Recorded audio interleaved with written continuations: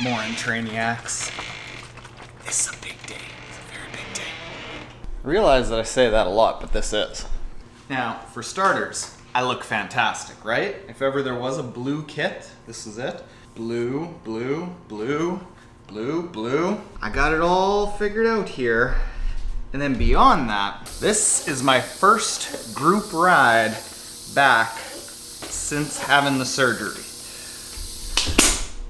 The boys are gonna rip my legs off.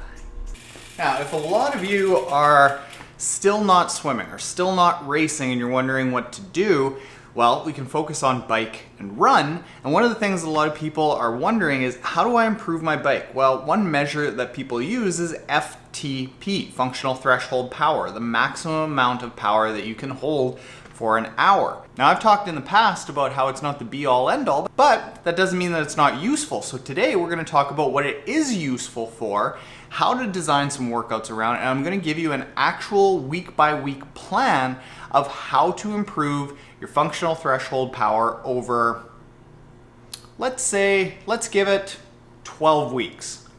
Big ups. Really improve. His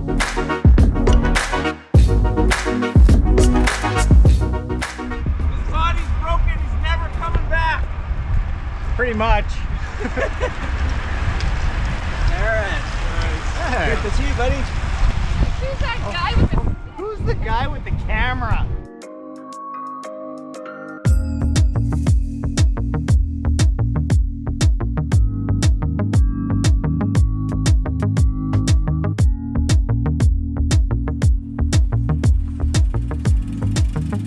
Go for a group ride, they said. It'll be fun, they said.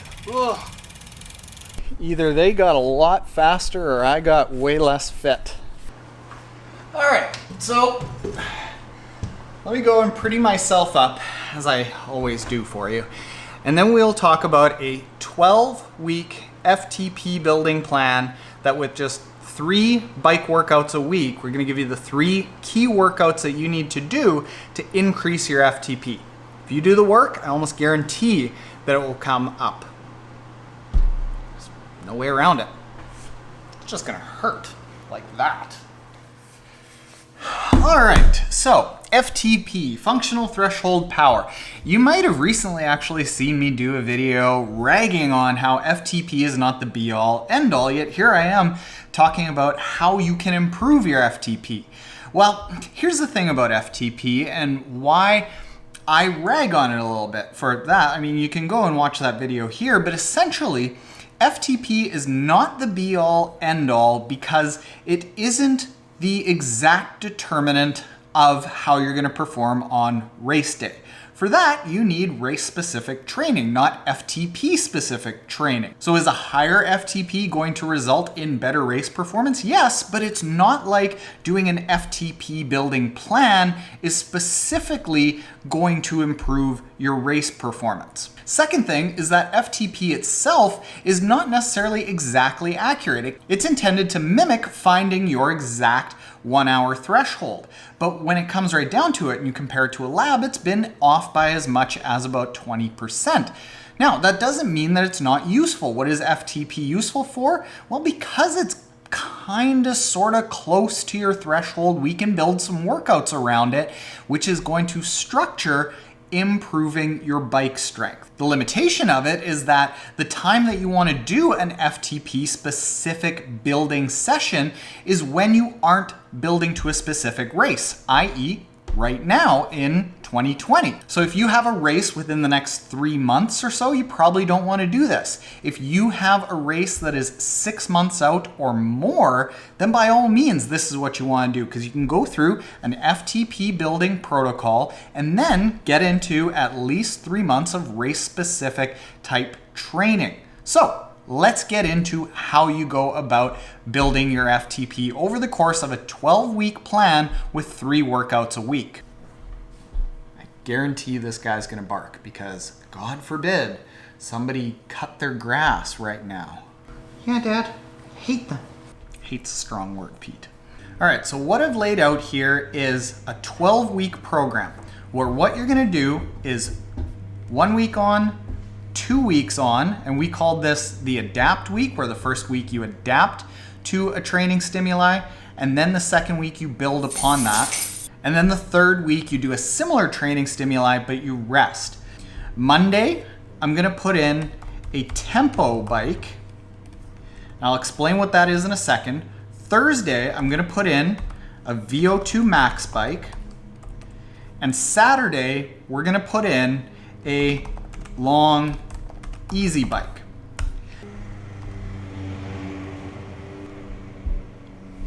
We're currently taking a grass cutting break. Through the magic of the internet and video editing, you won't even know that I had to sit here by myself awkwardly for 20 minutes. It's okay, bud. It's okay. Be more like Gracie. Gracie doesn't give an F. What we're gonna do here is we are going to do a tempo bike on a Monday.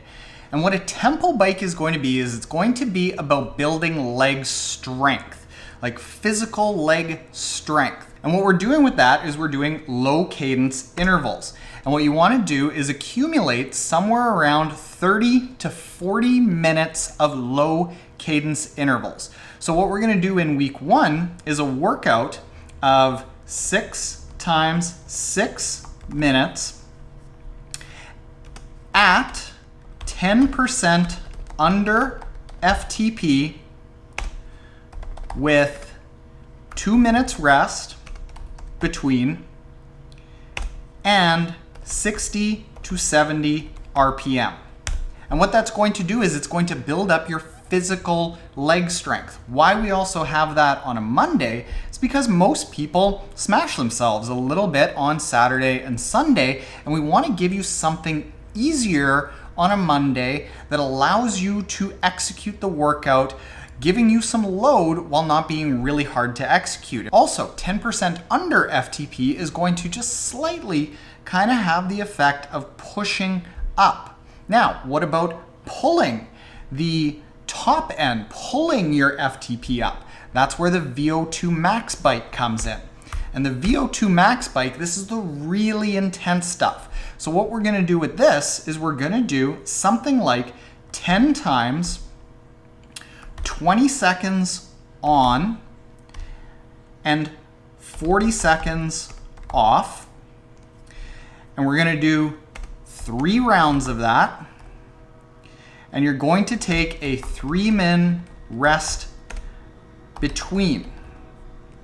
How hard is the on in this? The on in this is about 10% over FTP.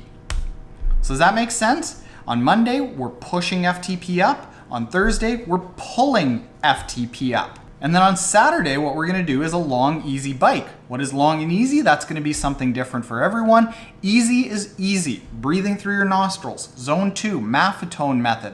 Conversational pace, just cruisy kind of effort. But we're talking for a sprint athlete, somewhere around 60 minutes. For an Ironman athlete, somewhere all the way up to 4 hours. But it's easy, very easy. That is going to stay the same basically throughout.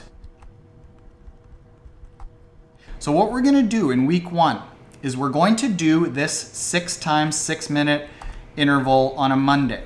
Week 2, we're gonna do the same thing, but see if you can go just a little bit harder, or see if you can do it with a heart rate that's a little lower. On Thursday, we're gonna do the exact same thing. Repeat that. That's how we adapt in week 1 and we build in week 2. Then in week 3, in all of our rest weeks, what we're gonna do is we're going to repeat, same workout, but only 50 to 60% of the previous week. So what we're doing here is instead of say 6 intervals, we are doing either 3 or 4 intervals. Or if you want to do 6 intervals, do them for 3 or 4 minutes. Leaf blower now. You're going to use that same formula for what you do with the VO2 max bike on the Thursday. And we're going to use that same formula for each of the rest weeks that you do. So this is going to allow you to still progress while having a lower load in your training so that you can recover and absorb those previous 2 hard weeks. And then how do we make sure that we're building up and we're getting towards an improved FTP? Well, we take this and we build upon it. Remember in the first block, 6 times 6 minutes, total 36 minutes. What we're gonna do is, in this case, 5 times 8 minutes. So you're gonna have a harder work to rest ratio. We're gonna do that same thing in the second week. And we're gonna do a similar thing with what we do with the VO2 max bike. Instead of 10 times 20 seconds on, 40 seconds off, we are going to do 10 times 30 seconds on, 30 seconds off. And we're going to duplicate that the second week. And this is how we continue to build up. So let me just fill this out and then we'll roll over what you're gonna do in weeks 7 and 8, 10 and 11.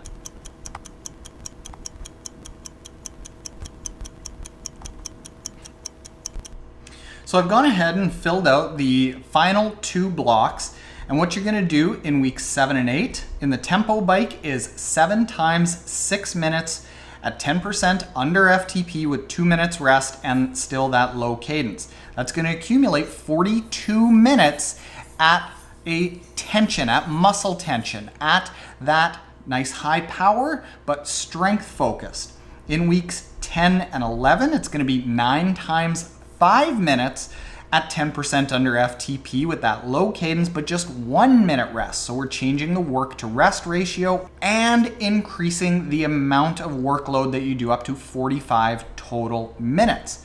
With the VO2 max bike, we're progressing from 10 times 30 on, 30 off to then 10 times 40 on, 20 off, still at 10% over FTP, 3 rounds of that. And then the final block, we're going back down to 10 times 30 on, 30 off, 3 rounds of that, but instead of 10% over FTP, 15% over FTP. So it's a lower amount of time than we've spent in the previous week total, but it's at a higher intensity. So you see what we've done is gradually over the 12 weeks, we've increased the duration that you're spending at intensity, and we've gradually increased the intensity, and the rest has gradually decreased. So what this is going to do is it's just going to force your body to learn how to stay at and around that FTP kind of effort for a longer and longer period of time. And then at the end of 12 weeks, after you've taken this final rest week, perform another FTP test in the same conditions that you did with the previous FTP test, and I can almost guarantee that you are going to see improved results. And these results are going to stick with you this season, next season, because you're going to bring up your entire capability. It's going to raise your ceiling of what your potential is on race day. Now, is this going to make you a better triathlete come race day? Yes, but we then need to harness that power, and that's a topic for another video, so make sure you're subscribed if you want to see that, or if you want to get all of this done for you, because there's so much about how we fill in the swim, the bike, the run, all around that. Newsflash, just make sure that while you're focusing on bike so much, that everything else, the intensity is fairly low so that you can absorb this bike training. But if you want the entire plan done for you, go check us out at teamtrainiac.com, which is our online training app that we have upwards of 700-ish athletes on all around the world. So check that out, and hopefully this helps you keep busy during the rest of 2020. And the lawn cutting is done. Perfect timing. Later, Trainiacs.